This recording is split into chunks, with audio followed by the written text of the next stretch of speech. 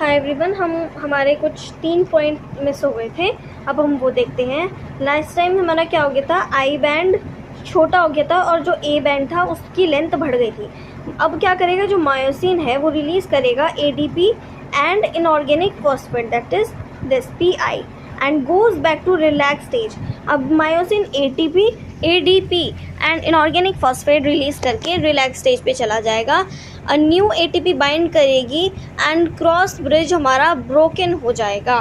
The ATP is again hydrolysed by the myosin head and the above process and repeated causing further sliding.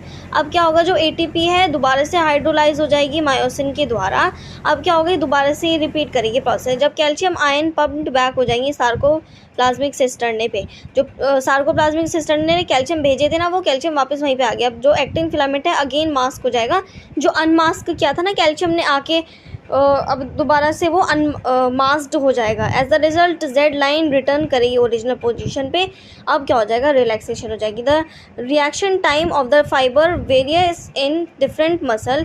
Repeated activation of the muscle lead करता है to the accumulation of lactic acid and cause करेगा muscle fatigue. This is anaerobic breakdown of glycogen in muscle. जब हमारी मोच आ जाती है ना, तो हमारे बहुत ज़्यादा बहुत ज़्यादा कोई फिजिकल एक्टिविटी कर रहा है, उसको एकदम से मोच आ गई। वो क्यों होता है, क्योंकि एक्यूमुलेशन ऑफ लैक्टिक एसिड हो जाता है, जिससे मसल फैटिग हो जाता है।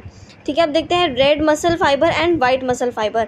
Red muscle fibre red colour के होंगे due to myoglobin, white colour होंगे क्योंकि वहाँ पे मायोग्लोबिन नहीं होगा।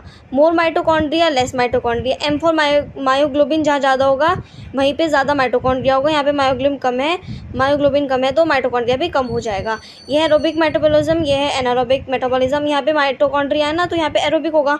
यहाँ पे माइटोकॉन्ड्रिया कम है तो यहाँ पे एनारोबिक हो जाएगा। स्लो और सस्टेन कॉन्ट्रैक्शन होगी, यहाँ पे फास्ट और शॉर्ट पीरियड के लिए कॉन्ट्रैक्शन होगी। अब हम देखते हैं human skeletal system consist of a framework. 206 हड्डियाँ होती है, जिसमें कार्टिलेजेस भी होती है। Bone has a very hard matrix due to calcium salt. हमारी बोन के अंदर क्या होता है, कैल्शियम सॉल्ट होता है, जिससे वो बहुत ज़्यादा हार्ड मैट्रिक्स की होती है। कार्टिलेज स्लाइटली पलिएबल होते हैं मैट्रिक्स ड्यू टू कॉन्ड्रियोटिन सॉल्ट। अब क्योंकि हमारे कार्टिलेज में कॉन्ड्रियोटिन सॉल्ट होते हैं, कैल्शियम नहीं होता, इसलिए वो स्लाइटली पलिएबल होती है। कार्टिलेज थोड़ी सी पलिएबल होती है, तो वो कम हार्ड होती है, थोड़ी सी सॉफ्ट होती है बोन से, है ना।